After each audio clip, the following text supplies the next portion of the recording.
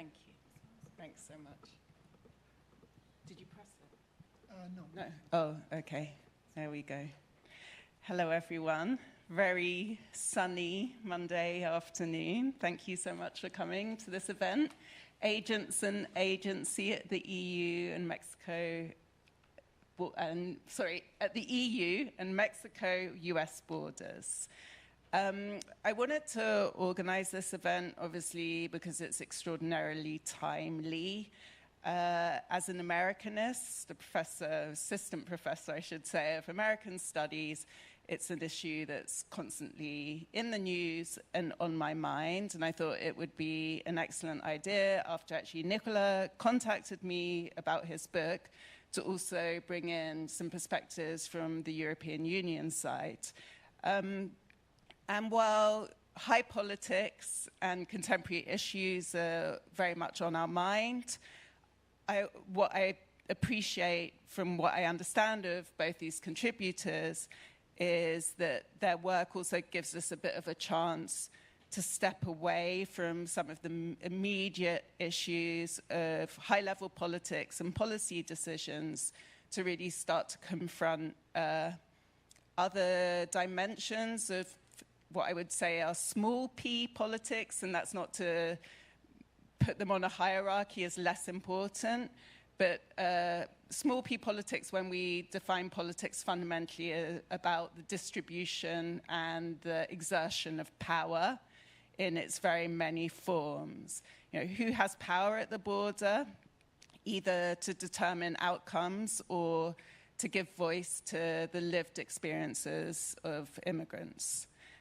I'll just briefly introduce both of our speakers today, and Polly's going to present her work first. Polly Pallister-Wilkins is an associate professor in the Department of Politics at the University of Amsterdam and a research associate in political science at Wits University, Johannesburg.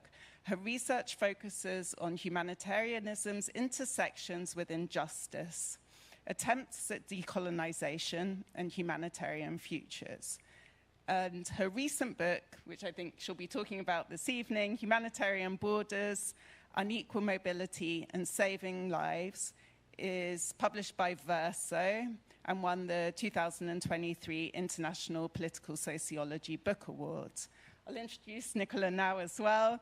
Nicola Moscelli is an Italian photographer and documentarist based in the Netherlands.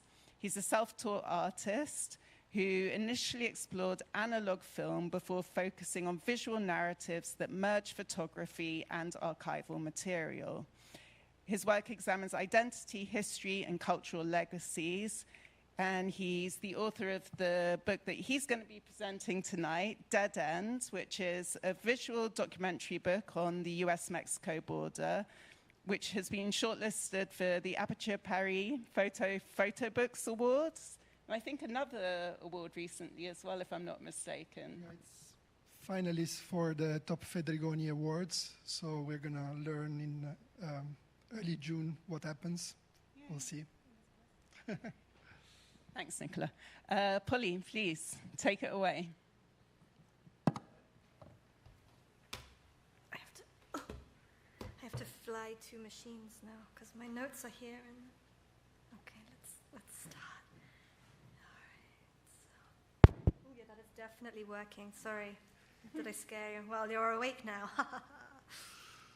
Alrighty. So, firstly, a huge thank you to Katie for inviting me here today. And thank you to everyone who showed up on this really lovely Monday evening. You know, wow, you bunch of nerds. So this is about the third time I have presented this research at Spel 25, but unfortunately it becomes no less relevant. One day I really hope to work on stuff that's not important, but then I'd probably get bored. Today I will be giving an overview of my decade or so of research into humanitarian responses to border violence that culminated in the publication of this book. Yes, it's working. It's like flying a plane. So, today, nearly, and I have to, every time I give this presentation, I have to go and recheck the numbers. Today, nearly 75,000 people are known to have died at borders globally since we started recording such numbers about 15 years ago. And there are no doubt many more people unaccounted for, as well as drowning. These deaths have been caused by gunshot wounds, dehydration, starvation, suffocation, hypothermia, lack of access to medicine and medical care, physical abuse, including sexual and gender-based violence, accidents involving unsafe transportation, such as being hit by or falling from trains, electrocution on rail lines, or road-related accidents involving vehicles, and even one recorded death by hippopotamus. Within this tragic catalogue, a geographic pattern emerges that hints at unequal mobility. The specific geographies of the border and how unequal mobility shapes what type of border people encounter and how they are put at risk.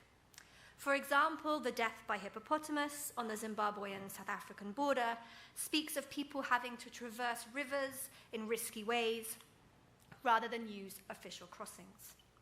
These deaths are what motivate rescues on land and at sea. There have been Italian naval search and rescue vessels in the Mediterranean, such as Mare Nostrum, the very famous Operation Mare Nostrum, in the central southern Med, and of course humanitarian organizations have also engaged in search and rescue, or SAR, as it's called in shorthand. Meanwhile, when in 2015, which is 10 years ago now, and I can't believe it's 10 years ago now because time really goes very fast, increasing numbers of people arrived in Greece seeking futures free from war, human rights abuses, and economic precarity. Thousands of volunteers, many of them from the Netherlands, mobilized in solidarity to provide basic needs, including clean, dry clothes, warm meals, bottled water, hygiene items, small tents, practical information, Wi-Fi, and medical care. Similar volunteer actions extended all the way through the Western Balkans into Hungary, Austria, Germany, and elsewhere, following migrants as they moved, waited, and stayed. In Calais, of course, long a place of migrant encampment and migrant abandonment for those trying to reach the UK, activists and volunteers have been providing assistance and solidarity to those life seekers who have created the jungles for nigh on 25 years now, as the informal and, sorry. While, of course, an official migrant camp in 2015, during the very, very serious arrivals of people, was set up by Médecins Sans Frontières in nearby Grand-Sainte. And we see increasing numbers of rescues taking place in the Channel, of course, as people try to cross to the UK, the small boats crisis as it's known, using small dinghies similar to those seen in the Aegean. Thank you. It's the trees outside, they're evil. Evil trees. No, that's lovely, love trees. Of course, all of these actions to save lives and reduce suffering rely on the ability to identify with and feel empathy for the physical and psychological suffering of strangers, alongside the cataloguing of suffering by, for example, counting and publicizing the dead in order to mobilize compassion. Importantly, however, this compassion and cataloguing does not highlight the causes of suffering. My foundational argument, and the core argument of my book, is that in the case of borders, the need to save lives is caused by unequal regimes of mobility.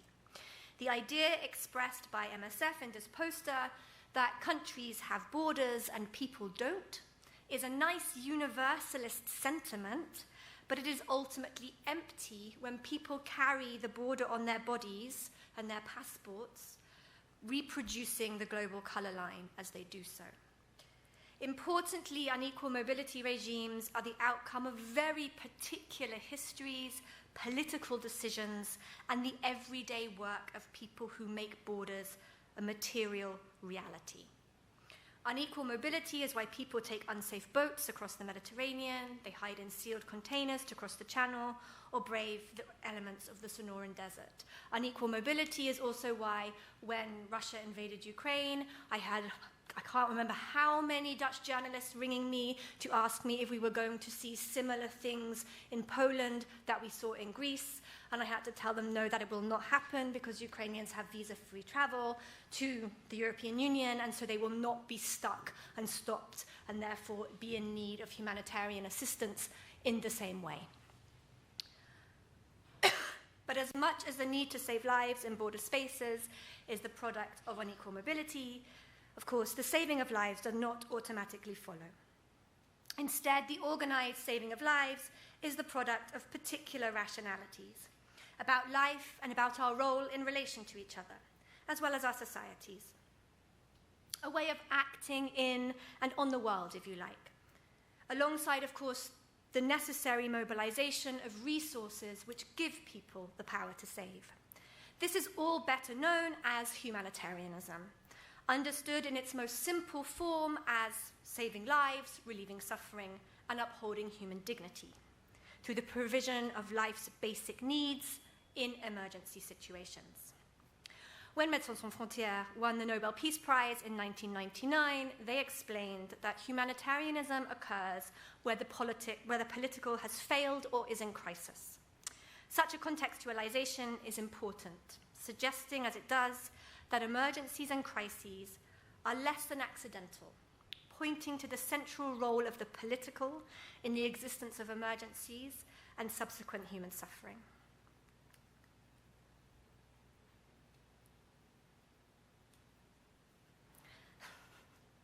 Yes, okay, we're both on the same page. But what are the effects of saving lives in response to border violence? What we see is both a strengthening of state borders as more personnel become involved in the work of what I call rescuers capture or rescuers interception. And as can be seen from the map here, the movement of state borders into territory, land, or sea not previously policed, such as the international waters of the Mediterranean, the prison islands in the Pacific, or the Sonoran Desert hinterland. For example, in 2005, the US Border Patrol realized that responding positively to demands from civil society groups and activists that they should save lives in the desert, that there should be no más muertes, meant that they could actually capture more migrants as it provided a humanitarian justification for more federal funding, personnel, and greater numbers of patrols. Seems perverse, right? In short, over the last few decades, as border controls have got more restrictive for those from the global south, border control efforts have been increasingly reshaped around the need to save lives as people are pushed into making more and more dangerous journeys. So saving lives while taking lives is the perverse logic of global borders today.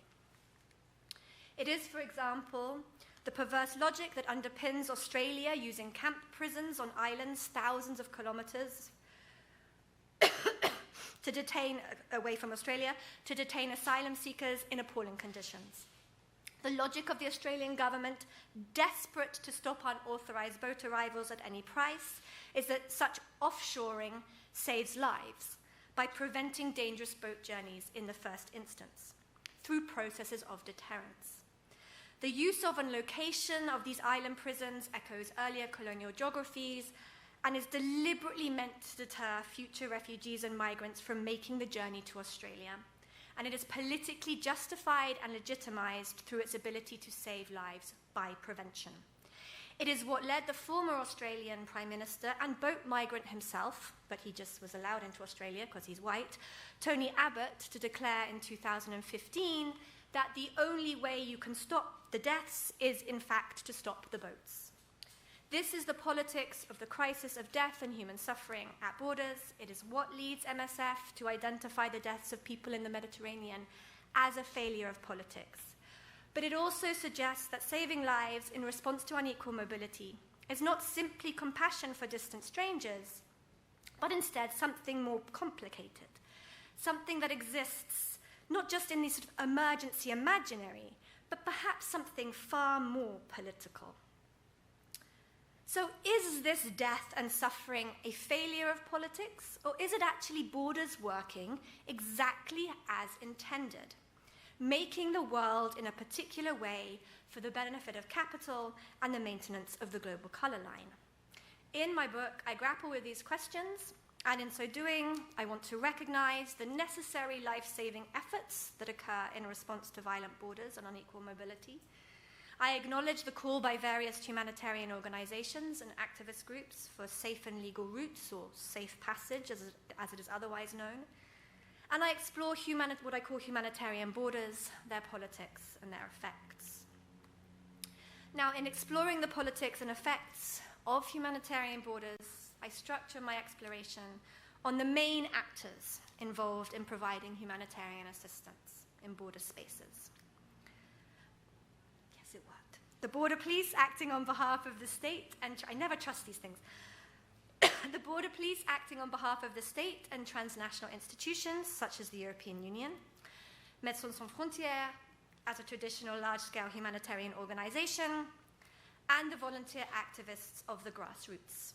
By focusing on these three main actors, I am able to show the differences between them, differences in motivation, differences in how they exercise compassion, their different ideas about action in times of crisis, alongside the dynamics of how different border spaces impact the types of risks and subsequent forms of rescue that are enacted, the different resources at rescuers' disposal, and divergent standpoints on the violence of borders, and the complex politics, of course, that these suggest.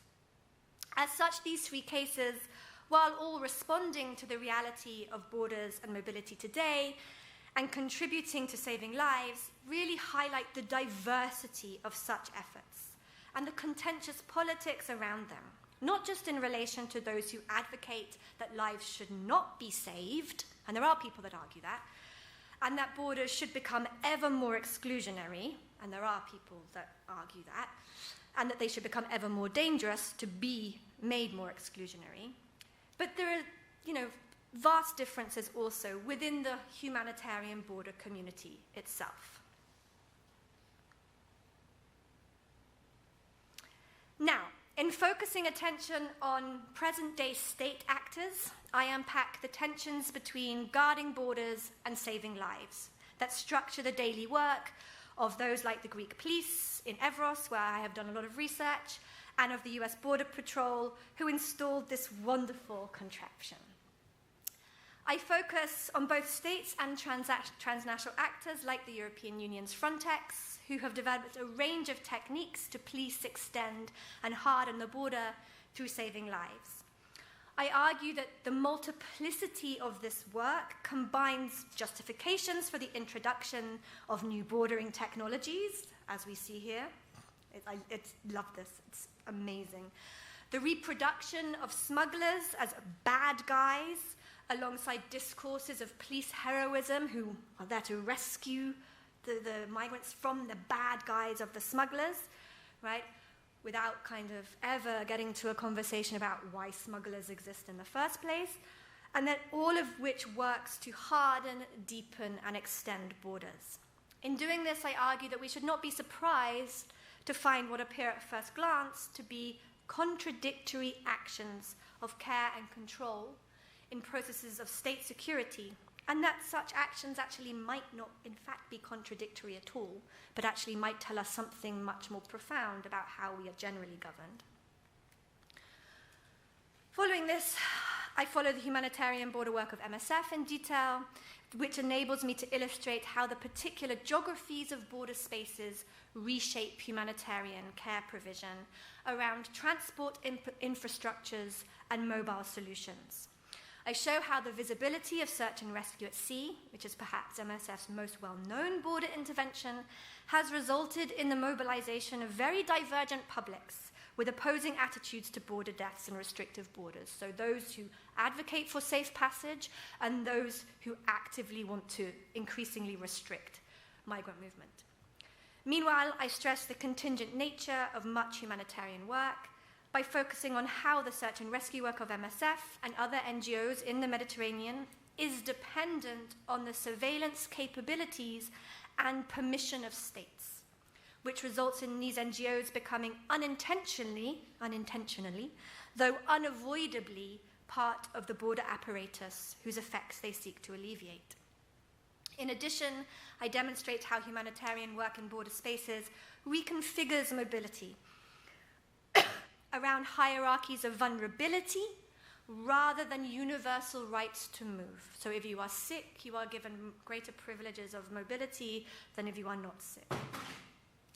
Unsurprisingly, this all creates challenges for traditional ways of working, traditional ways of humanitarian working, most commonly in static, fixed settings and with fixed populations, such as in refugee camps. I show how working with mobility raises questions for medical professionals and other humanitarians, meaning that humanitarian border work not only reproduces the border, but works to alter the dynamics and types of work that humanitarians undertake. For example, international medical humanitarian organization running a bus service. That is not what you would normally expect them to do. So it reconfigures their work around fostering mobility, or only being present in the lightest of touches for the briefest amount of times, which really unsettles traditional modes of aid provision. Now, often responding much faster to those in need than the sort of cumbersome machineries of states and large international organizations, grassroots humanitarianism highlights the politics and problems of both state and more traditional NGO responses, including speed, presence, and top-down standardized models of intervention. At the same time, however, the practices that fall under this grassroots label extend from anarchist-inspired collective actions that want to mobilize for a world without borders, to entrepreneurial, hyper-capitalist, kind of move fast and tech break things form of extraction and brand building that involve the hyper-privileged 1%, where grassroots here is co-opted as a brand marker and commoditized for purposes of fundraising and doing things differently from those big, inefficient, it's really like Doge, big, inefficient, accused by some as corrupt NGOs, right? The parallels are astounding. Alongside exploring sort of the intersections of grassroots organizing and contemporary neoliberal tech utopian forms of accumulation, I explore how the dynamics of some of this grassroots humanitarianism actually, through the presence of very problematic, dangerous behavior, highlights the very reasons why humanitarian action has come to be, over the years, institutionalized in large international organizations with management oversight, hierarchies of responsibility, ethical codes of conduct, and access to vast resources. With all this said, the book and my work more broadly is intended as a caution against seeing humanitarian life-saving efforts at borders as a panacea or as a sustainable or just solution to the violence and harm caused by unequal mobility. There are many who demand kinder responses to refugees and migrants based on a claim that our so-called liberal states' current violent approach is undermining our supposed cosmopolitanism and cultures of hospitality. I argue that this claim is a myth of what Gloria Wecker would call white innocence, exceptionalizing so-called liberal states and hiding a deeply racist, white supremacist and exclusionary history. And I can talk more about the histories of border control in the Q&A. And with this book, I argue for constraint, really, in the self-congratulation of Europeans like myself and others for our good deeds in helping refugees and migrants in distress. Humanitarian solutions are not political solutions. The emergence of humanitarian solutions to the fundamentally political issues of global inequality and unequal mobility hide the structural causes of such inequalities and ultimately depoliticize them. Humanitarian responses are always politically minimalist responses, presenting them as natural rather than a product of human decisions and actions. As the book shows, the politics of such good deeds are much more complex than they first appear. Good deeds and the humanitarian ideal of do no harm often have perverse effects that work to strengthen existing inequalities rather than offer a substantive change. As such, humanitarian borders are a symptom and not a cure. Thank you.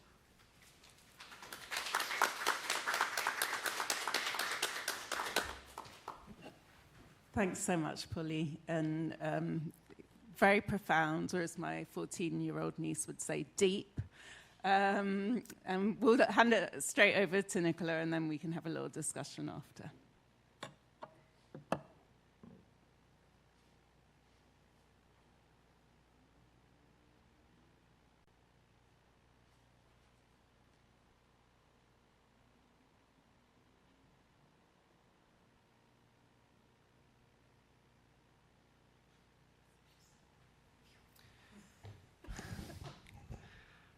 Thank you for coming, and thank you for the nice introduction. Actually, I wanted to discuss with you, first of all, that I've never been at the US-Mexico border, so to start with. So I made this book as a work of aggregation of everything that is available on the internet and on the archives. I've been working on that in the last 4 years, and mainly during the pandemics.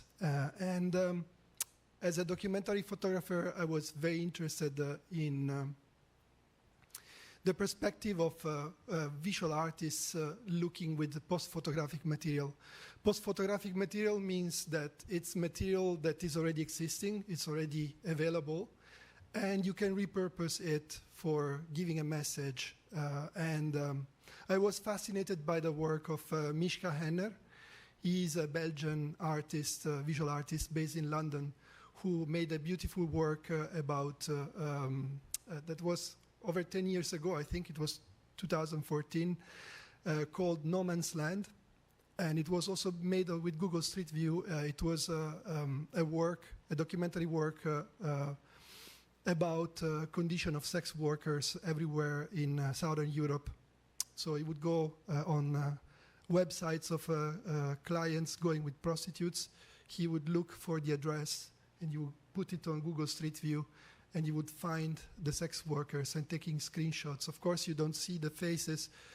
You don't see, but it's still a very nice documentary about condition of sex work in the 2000s, and that's why it was also, it got lots of prizes as well. So I was fascinated by the topic of the borders because, I, as one, experienced that my town was at the border when I was only 10. I come from Bari, which is a town in south of Italy, by the sea. And in 1990 or 89, I don't remember exactly, when the communist regime in Albania fell, we had orders of ships coming from Albania to Apulia, my region, and we were totally unprepared for that. So everybody helped in each possible way to try to host them and to give them support, food, and also, of course, sheltering. But it was something that shocked me because I never thought that my town by the sea was at the border. As an Italian, I always felt the border is the Alps and not the sea as well. But of course, I was wrong. As you can see, the work is made by navigating the border. The title itself, Dead End, is something that bears this double meaning of both all the streets that end by the wall, but also this metaphorical meaning of a situation that is desperate and there's no solution. And so with this in mind, I kept navigating by night during the pandemic, having a look on both sides of the border, and was trying to make sense of what I was observing. And the visuals of the work were actually ready a couple of years ago, but I felt an urge of understanding what I was observing, as I said before, but also I felt the urge of feeling entitled to speak about the border. So how can an Italian electronic engineer sitting at his desk by night in the Netherlands talk about a border at 8,500 kilometers? How do you entitle yourself to speak about that? Because that's the first question that people would ask me. And that's why I felt the huge responsibility also to try to not just to make a shallow exploration that is only based on the visuals, but also trying to understand what is it that this picture is evoking? What is it that I see behind this? And the editor was happy because I started to write a lot. He said, "Okay, great, keep writing, and we will have your text next to the photos." But I was very worried because, first, as I said, I've never visited this border, so I felt I could not have my words next to these photos. And then I thought, why don't we move my words to the end of the book, actually, and why don't we give space to quotes and to interviews, to actually excerpts of documents that really testimony what's going on there. And in some cases, it can be pieces of poetry or also lyrics from songs. But it can also be social media. It can be fragments of documents from government documents. In some cases, it can be also pieces of newspapers from 100 years ago, because it's a very multifaceted. It's a border with multifaceted issues and sedimented issues throughout history. So, in many cases, I found explanation for things by looking back 100 years ago and finding also interesting approaches to issues that were there. And it allowed me also to understand better what it is also the trans-border culture, so which is the Chicano culture, is the culture that you have on both sides of the border. And also I found interesting things like the fact that that the border has been used also to the advantage of both sides, of the people living on both sides. So, for instance, the Apache Indians, they would use the border to basically go on the other side and have a storm in a town, kill everybody, steal everything, and then go back into U.S., for instance, so that they would feel secure again, because the Mexican army would have to stop at the border. To the point that at some point, I don't remember when, but must be 19th century in any case, there was a bilateral agreement that would allow Mexican army to enter U.S. and the U.S. army to enter Mexican territory to pursue the Apache Indians. But there are also other topics, like for instance, in Tijuana, there's a magazine in which they do investigations about corruptions and also about the activity of narcos. And there were already a couple of chief editors being killed, and they live under threat, and there's always the police in front of the headquarters. But what I wanted to say is that this magazine is printed in San Diego. And every day it enters Mexico so that they wouldn't have any retaliation in the printing of the magazine. So I found that super interesting. Or also the fact that there are so-called narco corridos. Maybe some of you know. Those are songs that romanticize the lives of narcos. It's a bit like rap, but yeah, maybe rap singers, they talk about themselves. But narco corridos are done by singers that celebrate narcos. They are basically affiliated to those narco gangs to the point that they cannot have a concert in areas where there are other narcos gangs ruling. And I found it interesting that Mexican government tries to stop the how do you say in English, to put on air such songs on radios. But in the US, there are other radios that put on air those songs. So there you see again that the border is also very permeable for a number of other things.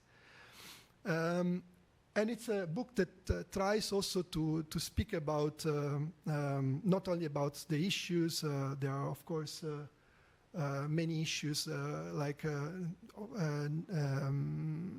narcos attacks, war on drugs. You see that all. But it's actually powerful to have a tool nowadays like Google Street View that really allows you to just go there and experience for yourself what went on there. So in my research, I started actually without reading anything, investigating the border and taking screenshots basically on both sides of the border.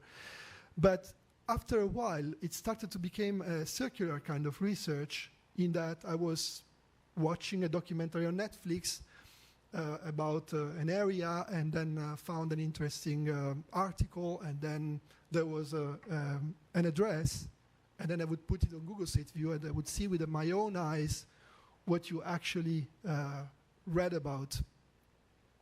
And you can see, for instance, in Ciudad Juarez, it's really, it moved me almost to tears to see that there's a place where there was a massacre by the narcos. So 60 kids were killed at a birthday party because the narcos thought that some members of a rival gang were celebrating there as well. So they closed the street and they killed everybody, literally. And a Google car passed by this villa a few months before the birthday party. So you can see this house in this neighborhood from Ciudad Juarez with a basket in front, a small garden. So you don't see anybody, but you feel it's a lively place. And then the Google car passes later on, a couple of years later, and this has become a mausoleum, so to remember the deaths of these teenagers. And I coupled that, for me it was super striking because I used a speech made by the mom of two of the kids that were killed, actually the birthday boy and his brother, that it's a very unwelcoming speech to the President of Mexico, because President of Mexico was in a trip to Japan, for whatever reason, and he was asked to comment about what happened in Ciudad Juarez, and he said, yeah, it's probably some narcos gangs killing each other. That was the comment, and of course the parents of the kids felt outraged by that, and I quote this woman, this mom, this mother that says, President, you are not welcome here. And for me, it was touching also because I remember in the 90s when Paolo Borsellino was killed. I was a mafia judge in Italy. He was blown by some explosives. Anti-mafia, of course, judge. He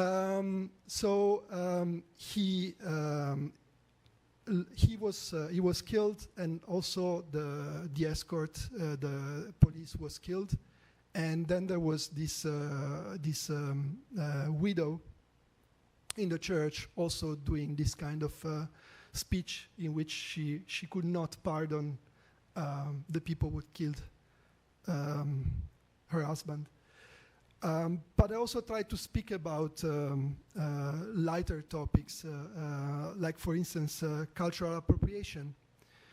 So I found super interesting, for instance, that there's this place a few hundred kilometers from the border with Arizona by the sea. It's called Puerto Peñasco.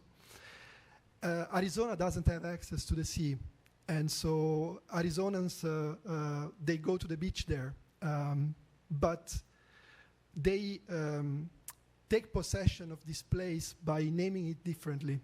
They call it Rocky Point or Arizona's beach. And I coupled this photo, probably you saw that before, with a TripAdvisor review from an average American tourist saying the trip was nice, it was not so dangerous as we thought it would be, food was good, weather was good, and so on.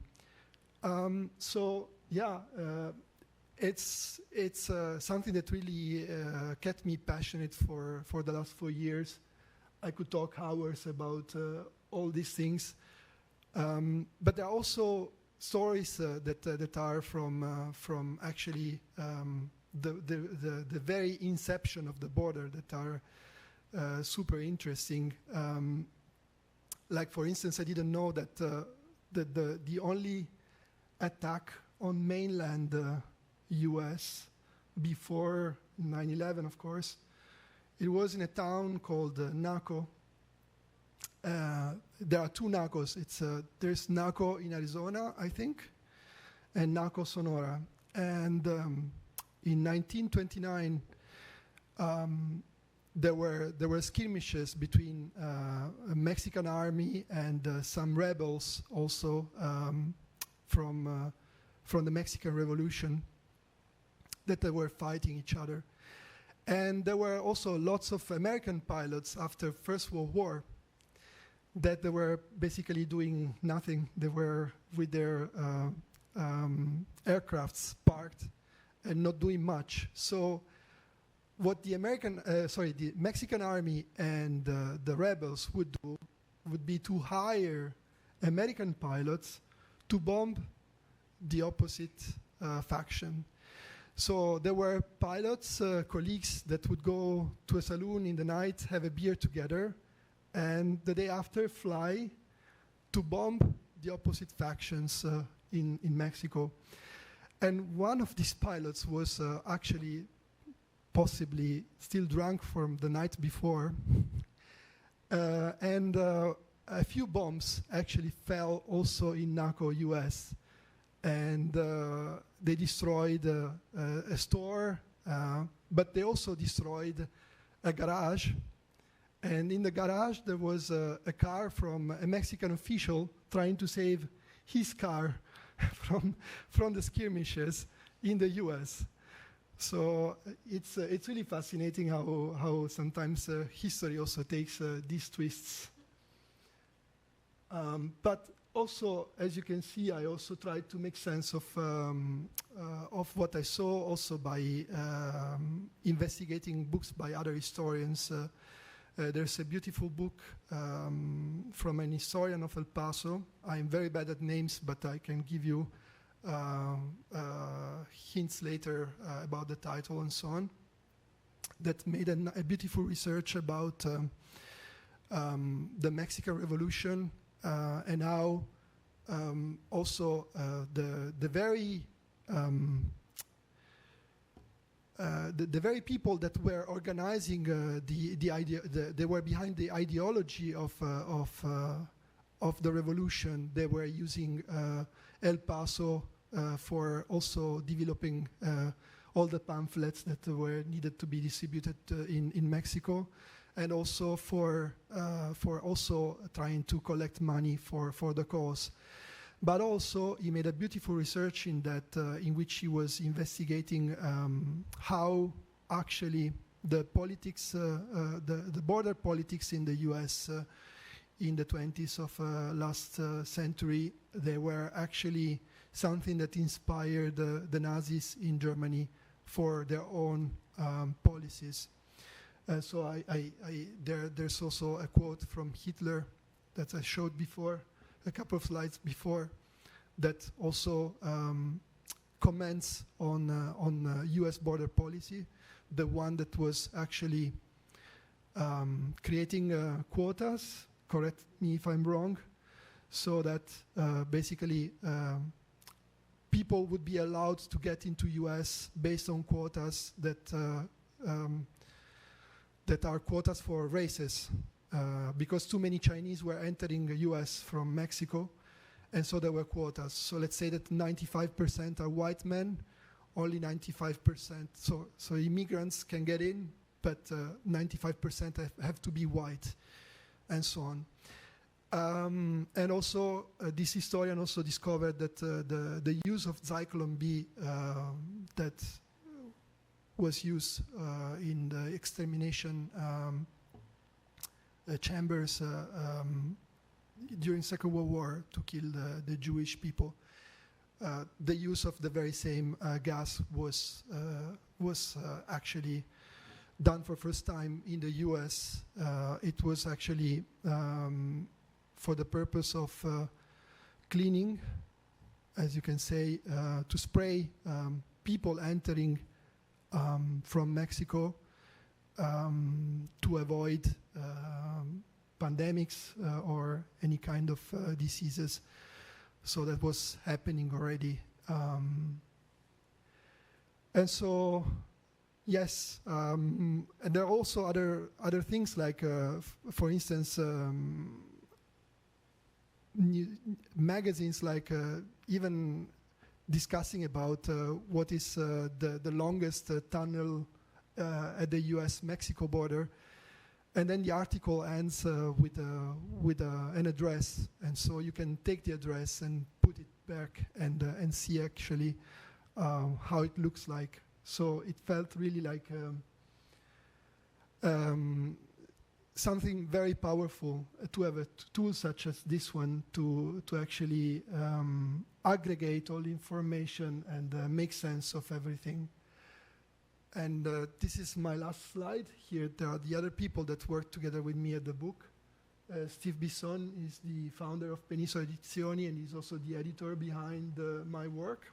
He's chair of photography at Paris College of Arts. Roberto Vito D'Amico is behind the graphic design of the book. And then Professor Maceo Montoya is a professor of Chicano Studies at UC Davis. He wrote a beautiful foreword for the book. And then there's also a very interesting interview to Miriam Tichtin, anthropology professor at CUNY. That also gave an in-depth understanding of also what is actually the role of the wall that we very often speak about. And it was very interesting to hear from her that actually the wall, nobody in the US believes that the wall is basically stopping anybody. They can actually climb and get beyond. But it's something that at least slows down this process. And very interestingly, and then I will stop, sorry, but this is super curious. There's actually a sort of, there's a sort of catalogation of the border in these 3,500 kilometers. And for each section of the border, there's a number of importance. This number of importance is related to how populated these areas are. And so if we are in the middle of the desert and then this number is very low, so that means it's not very relevant, and they can only send, then the Border Patrol only sends one pickup to check what's going on. But if the risk of hiding in very densely populated area is high, then they would intervene at numbers. So that was also something I was not aware of. Yeah, thank you.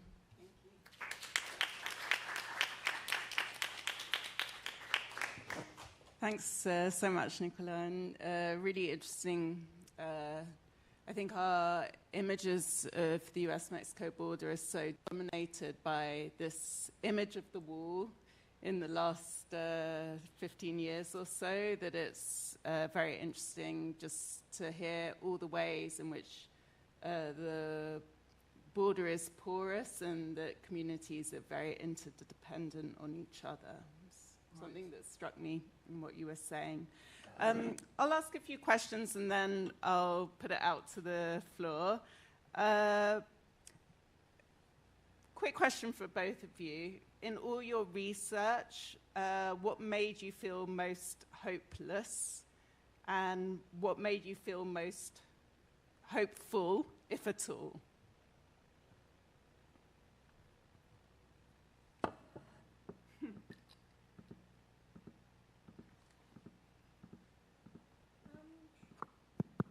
Is it working? Shall I go?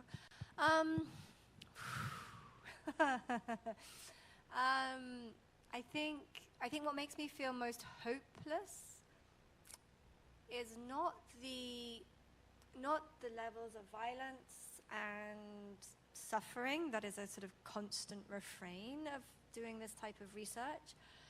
I've been working on and around humanitarianism all my professional life, so you sort of somewhat become slightly inured to violence. So that probably sounds terrible, but it's kind of true.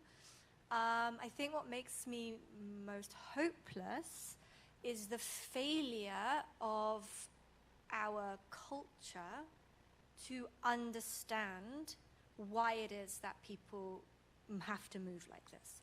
If I have to listen to one more interview, read one more article about, boat migration in the Mediterranean or in the Channel, or, about people crossing in the desert, that sort of, doesn't actually ask the follow-up question of why is it that people right now are paying thousands of euros to smugglers to cross from Calais to Dover in tiny dinghies when there is a ferry every half an hour, a Eurostar every couple of hours, right? Why is it that people pay 3,000 euros to cross from the 10 kilometers from Turkey to Greece when there is a ferry that costs 21.50 euros that runs from Ayvalık to Mytilene town? And nobody ever asks that question. I mean, I'm talking journalists, media. These questions are never asked. Because as soon as you ask this question, you are confronted with the deep inequality and racism that structures our borders today. And I don't think it's a conversation that Europeans or Americans, people in the global north, actually want to have. I think that's what makes me feel most hopeless. Most hopeful is just the general everyday work that people do. And these are not necessarily people whose job it is to respond, but the work that people, they get up, they help, they do it all again tomorrow, even in the face, in certain instances, for example, in Greece, of real fascist violence, right? They still get up there, they get out there, they're daily threatened, they have, fake bombs placed under their cars, yet they still get up every single day and attempt to make life seekers' lives just a little bit more bearable. Yeah. For me, what made me feel hopeless, it's probably when I started to dig into the history of the border, there was so much I didn't know. And that made me feel hopeless in the sense that we are hopeless when we don't know what's going on, what's the story behind. If we don't pay attention to causes and effects and to really try to make sense to what we are seeing and what are the issues at stake and why certain things are done in a certain way nowadays. So that made me feel hopeless, not because I was discovering those things. I was very happy to discover them, but I felt if I don't know that, how many other people don't? And still speak about those things and pretend to have an opinion about that. So that was something that made me feel hopeless. Hopeful, I don't know, it was super interesting to me to discover an Instagram account called Border. It's about US-Mexico border. They have an account that actually, Border Kindness it's called.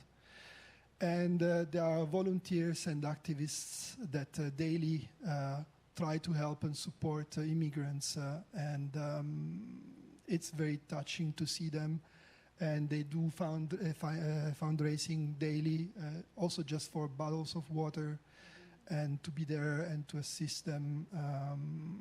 So that's something that it's very nice to see that there are people that go beyond everything and say, hey, there's a human living that is actually needing my help. And that's it. Interesting that both of you had very similar responses when it came to hope, right? It's, at the end of the day, it's like about individual human beings almost making a difference, even if they're working collectively in a group. It's that inspiration we get from human beings responding as best they can. One more question, and then I'll open it to the floor.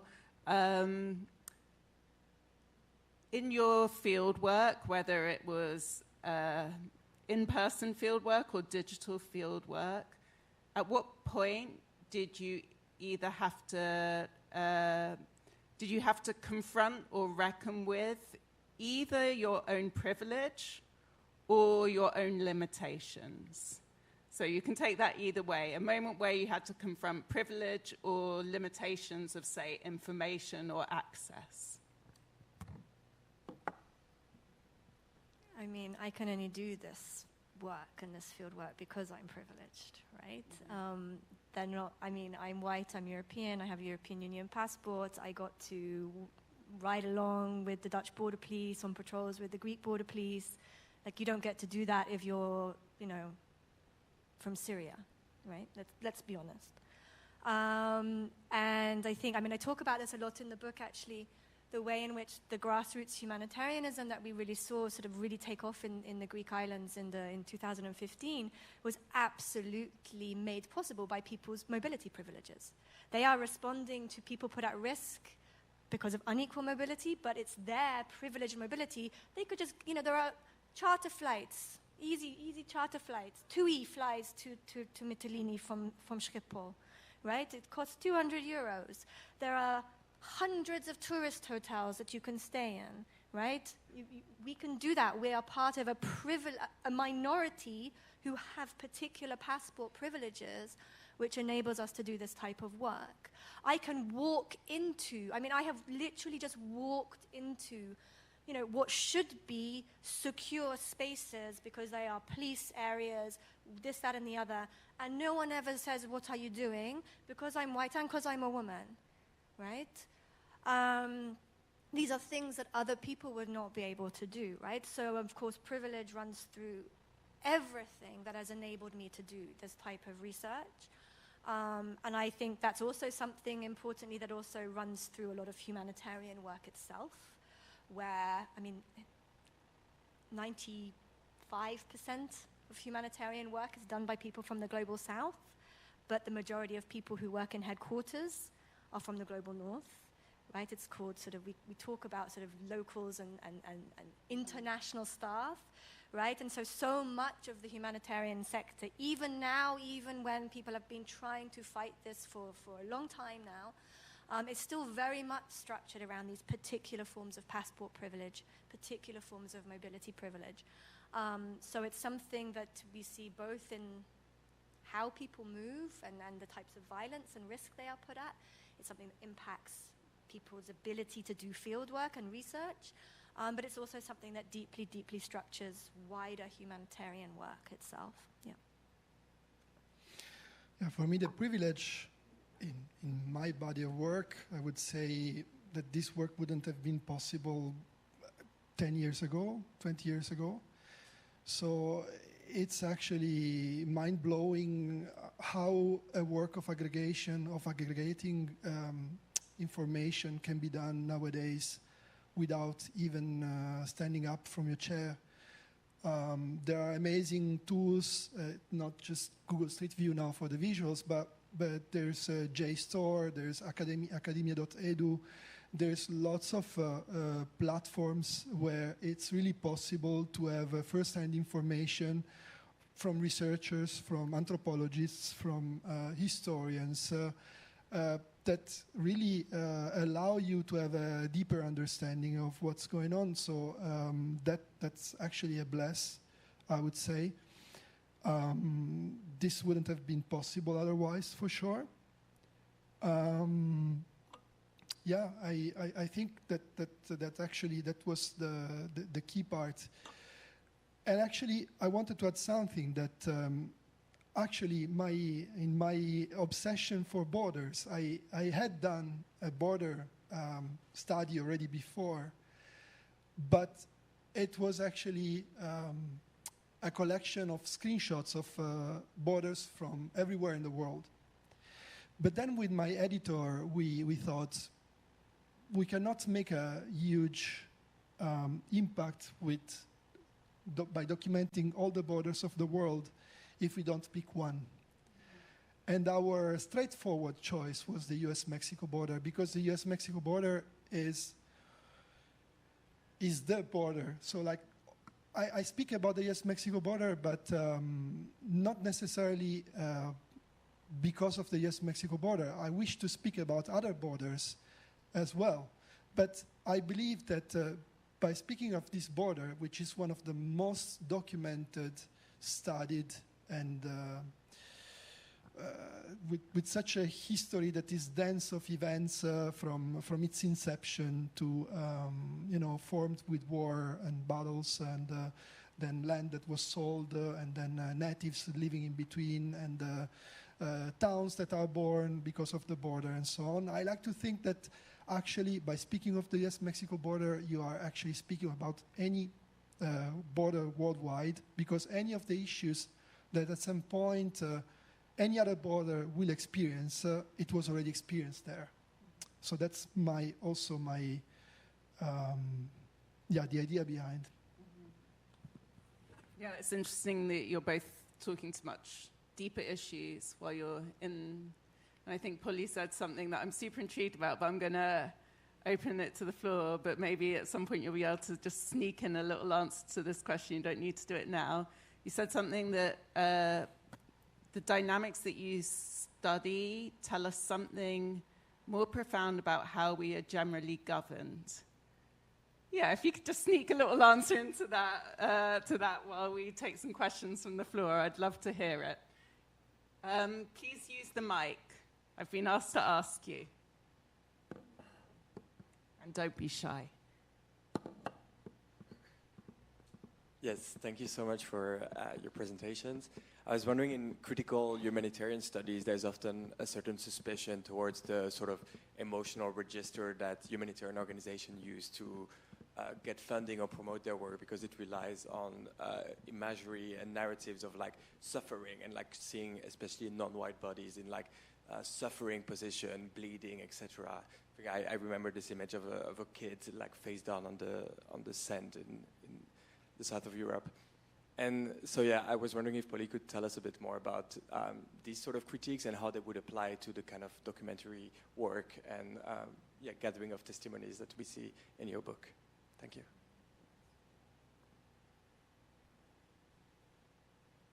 Why don't we, let's take, feel free to answer that question. It will warm the audience up. It is a question that comes yearly. When there's a WordPress photo here in Amsterdam, there will be the opening in a couple of weeks, and it comes again and again because every year the winners are photos that are from war areas, and the most touching ones are the ones that also move the most. It's super complicated because even among photographers, we are polarized in those positions. Should we show or should we not? Should we just evoke the issue there? About the kid that you mentioned before in Lesbos, I think in Turkey. That photo made Angela Merkel decide to host 1 million Syrians a couple of weeks later. So it made a huge political impact. It's not a photo that I would like to see, but it's also part of the reality we live. And actually, it's very... It's in a world in which we are always on Instagram, and we have this dystopic kind of approach to life where we scroll pictures of our friends, and then the next photo is from Palestine or from another area. It really feels dystopic, but on the other hand,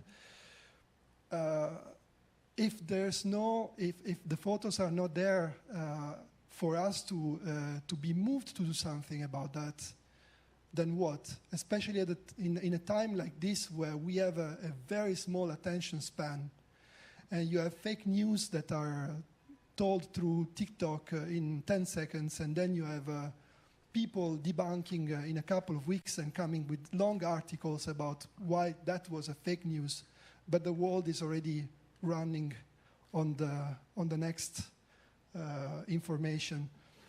So it's very controversial, but I think it's needed. Yeah. Okay. So I have a lot to say about this. So I mean, there are entire departments of humanitarian organizations which know exactly what kind of images get money. And they are well aware of all of the critiques, right, that you show, suffering, usually children of color, that perpetuate particular stereotypes of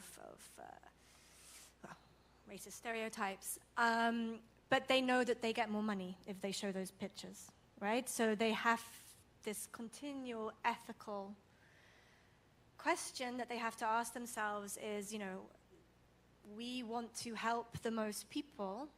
We need resources to do that. We need to fundraise, and we know that if we put a picture of a small, starving black child, we will get more money than if we show a fit and healthy middle-aged man, right?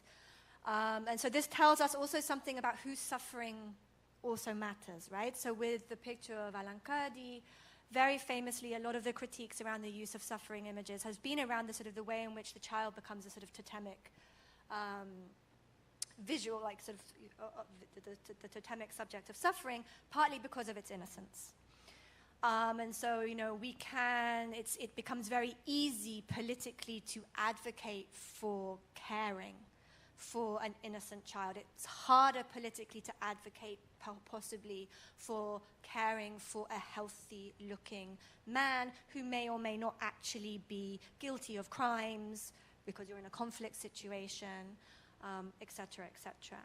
And I mean, to give examples of this, so I mean, Alan Kurdi, the image, when that was published, it also generated millions and millions of euros for particular search and rescue organizations operating in the Mediterranean who are not actually operating in the Aegean at all. And they chose to take this money and used it for other purposes. There are also cases in which, and I can give you an example, this kind of idea of the sort of the problematic imagery of who it actually is who suffers is riven with kind of gendered and racialized expectations. So the majority of people in the mid to like 2015, 2016, who are being rescued from the central Mediterranean by NGO search and rescue boats were men, were young, sub-Saharan African men. And a particular humanitarian organization, which will remain nameless, asked the photographers from the boat if they could please stop sending images of... The attempt was that we want to show the images of the people who we are rescuing, to humanize them, to give stories.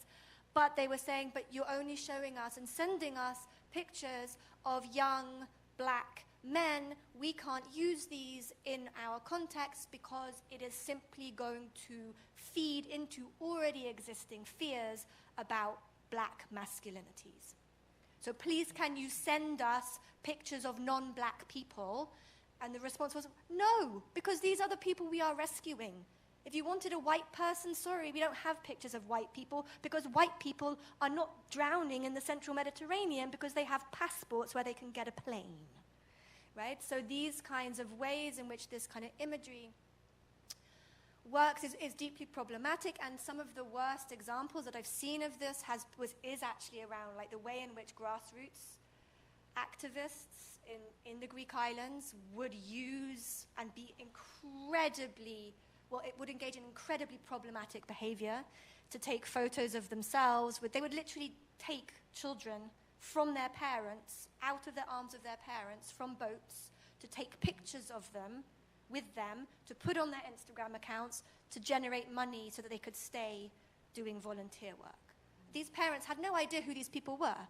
They have just survived a potentially deadly sea crossing, and some random person has just run up to them and taken their kid and is now taking photographs with them, right? So there are levels of sort of ethical reflection which are very different depending, I think, on how you are positioned and situated professionally within the sort of the photographic sphere, the professional photographic sphere, the professional humanitarian sphere, or then, the simply commoditizing these suffering people, these people at risk, these scared people, right, for purposes which are potentially actually problematic.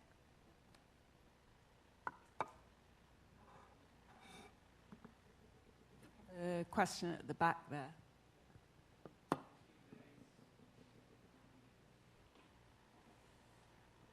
Thank you very much for your presentations. I would like to continue this question and the discussion on humanitarianism, and I would like to ask you if there is any possibility to decolonize humanitarianism.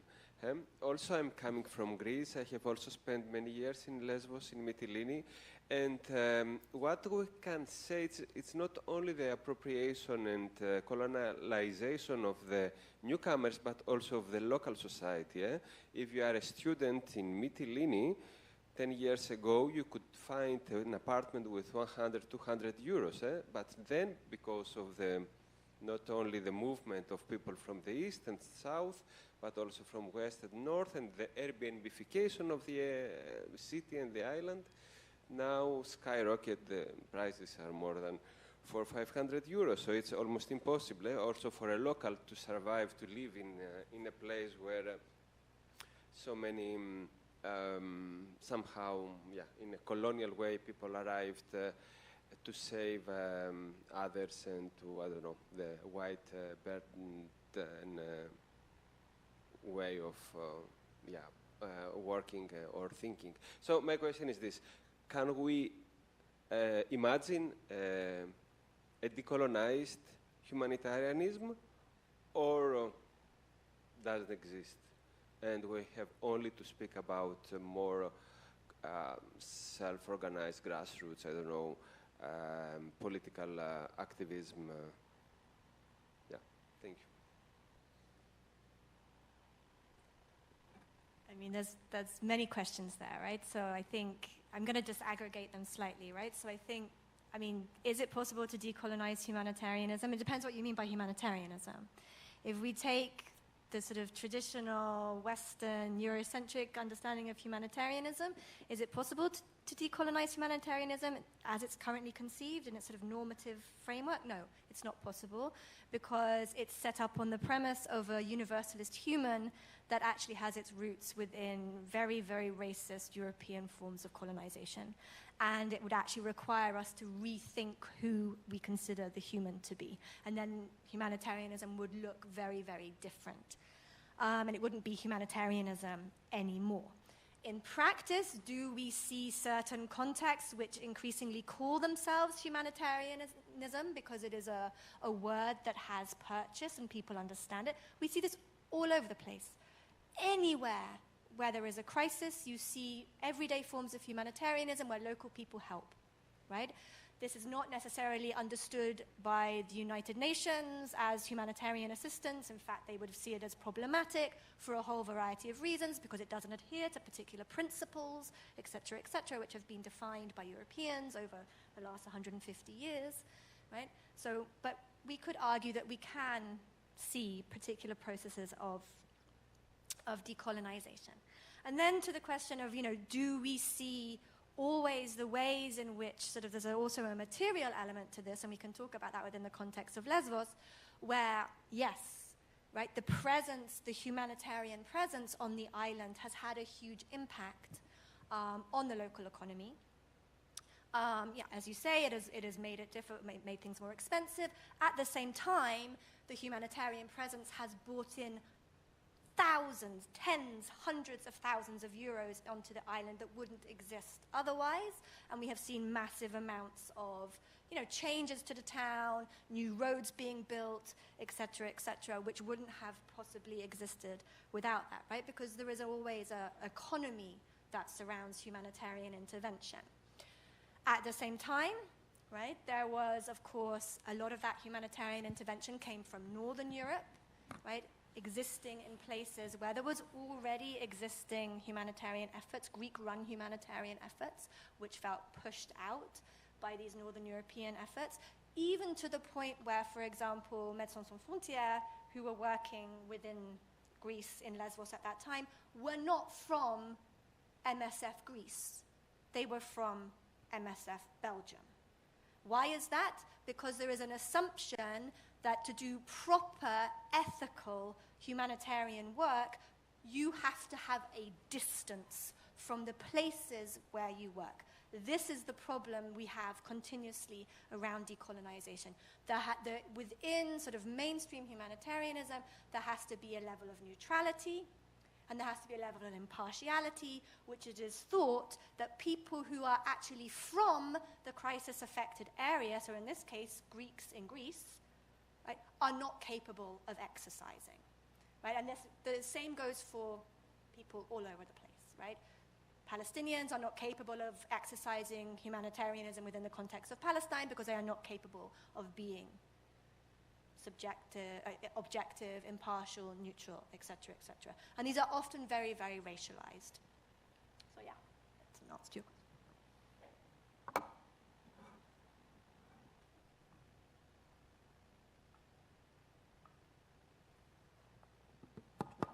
Might have to take the floor for 30 seconds. Final question. And it's an either or, because you might not want to answer either, but you've got to answer one. You don't need to answer this question, but what is the question you hate to be asked about this project and why? So don't give us the answer. Just tell us what the most annoying question you get asked is and why you find it annoying. Or, what's your next project? Nicola, you want to start? Okay. I talked to you about the next project. I'm now finalizing another project. It's very intimate. It's a project about the memory of my grandmother. She passed away a long time ago, but at a time in which I'm trying to make sense of family identity because my kids were born here in the Netherlands and to a wife who is from even another nationality, it felt important to me to try to give to my children something in which they could feel their roots and their identity. And so while doing this research back in Italy, I found some pieces of paper of my grandmother where she wrote recipes on many small pieces of paper of different origin. So I started to scan them. And I also found some family archive, and I started to cut gestures of love from the family archive, also in an attempt of trying to make a series that is more universal. So it's not just my family, actually, but any family that in which everybody can recognize himself. And also I took photos of my children. So the series is called How to Bake a Family. And it's a funny, very diverse series from this one. It's very funny, it's very light. And it's a way to celebrate my grandmother, but also to show also that the gestures of love from daily life, they can also turn into a recipe, sort of. Okay, so the question I hate getting asked, the most annoying question I get asked is, so you're critical of saving people at borders. I'm like, does that mean we shouldn't save people? I'm like, no, that's not what I'm saying. I'm saying we absolutely should save people. If you don't save people, only an asshole would not save people. But it's not enough. Like, we shouldn't stop there. We need to ask the question, why do you need to save people? Because otherwise we are just going to continue to keep having to save people. That's the most annoying question. And then to answer your the point about something about how we're governed, I mean, I think looking at all of this, looking at humanitarianism within the context of unequal mobility, I think what we really see is we are all governed in different ways by processes of care and control. That is how government works. It either cares for us or it controls us, and sometimes both at the same time. You go to a hospital, you are cared for, but you are also deeply, tightly controlled, right? There are processes which control us. But I think looking at these kind of dynamics through processes of unequal mobility, what we then understand is the way in which those mechanisms of care and control play out within larger historical repertoires of racial capitalism, right? Of people being put and being present in particular places for particular purposes, right, along racial lines, along ways in which their labor is exploited or not exploited or is rewarded, right, and these kind of mechanisms have really actually come to shape the world in which we live in today. So, yeah. Actually, I do have a question for Polly. Because, I mean, your presentation was super interesting, and you gave actually a point of view, a perspective that nobody has, that is very deep and profound. I wanted to ask you, how much do politicians listen to what you say? I mean, are you involved? Is there any kind of think tank or whatever that supports politicians in their decisions? Or I mean, there are lots of think tanks which support politicians in their decisions governments to also be more racist, but they don't listen to academics like me at all, no, at all. I don't write for politicians, though, right? I think I write for my students, right? I write for a civil society which wants to advocate for a better world. But no, politicians are not interested in anything I have to say, because they are simply interested in creating harder borders, because it plays to a particular populist base which is increasingly growing ever more across Europe, across the United States, across the global north. And so, no, you can tell them till you're blue in the face, this doesn't work. You can tell them, like simply making borders harder, making it harder for people to travel is just going to fuel the smuggling industry, is just going to give money to organized crime. It would be actually easier to control if you let people take regular forms of transportation, but they don't want to do that because it doesn't play well with their populist base. Just look at what Keir Starmer was saying just today in the United Kingdom, calling the previous policies of the Conservative government, which was all about stopping small boats, he called it squalid. He called these policies, which were already incredibly restrictive, squalid migration policies, right? They want to end, and get control of borders, right? And so they are not interested in an argument. Was it always like this, or is it because of the political shift that we are experiencing in the last years? It has been like this on and off for a very long time. Within contexts of the European Union, it comes about sort of with the birth of the Schengen process, but the ways in which states, as they have increasingly come to be organized, have attempted at different times in their history to control mobility along racial lines is very old. Right? So you have the Chinese Exclusion Act, you have the White Australia policy, right? It goes back even further. You have the Negro Seamen's Act in the US, which was to prevent the scary possibility of Haitian revolutionary sailors coming to the southern US and fomenting revolution amongst black enslaved people. Right? This is very, very old.